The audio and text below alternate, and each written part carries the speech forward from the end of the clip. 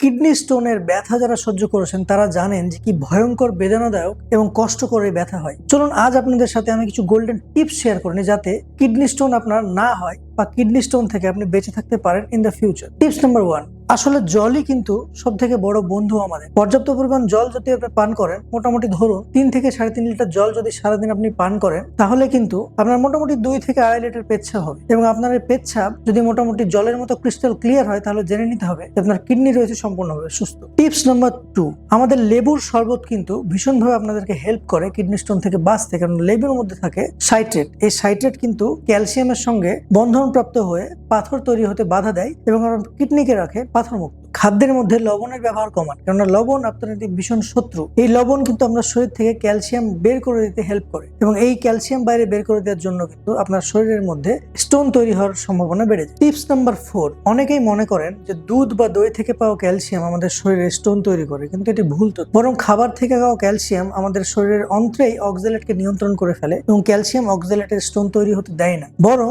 বাইরের excessive calcium, বড়ি বা এই ধরনের জিনিস প্রয়োজনের থেকে বেশি খেলে তখনই কিডনিতে স্টোন হওয়ার সম্ভাবনা বেশি থাকে। তাই বাইরে থেকে ক্যালসিয়ামের বড়ি খাওয়ার আগে অবশ্যই ডাক্তারের পরামর্শ নিন, নিজে নিজে ওষুধ খাওয়া বন্ধ করুন। রেড মিট বা বিভিন্ন ধরনের মাটন বা বিফের মতো মাংস, এই ধরনের খাবারগুলি বেশি পরিমাণে খেলে কিন্তু শরীরে ইউরিক অ্যাসিডের পরিমাণ বাড়ে এবং ইউরিক অ্যাসিড স্টোন তৈরি হয়। এই ইউরিক অ্যাসিড স্টোন থেকে বাঁচতে রেড মিট এড়িয়ে চলুন। কিডনি কিন্তু আপনার শরীরের ন্যাচারাল ছাঁকনি, তাই কিডনিকে ভালো রাখতে, কিডনির পাথর থেকে বাঁচতে এই ধরনের টিপসগুলি আপনি ফলো করুন এবং আপনার প্রিয়জনকে শেয়ার করুন এই ভিডিও।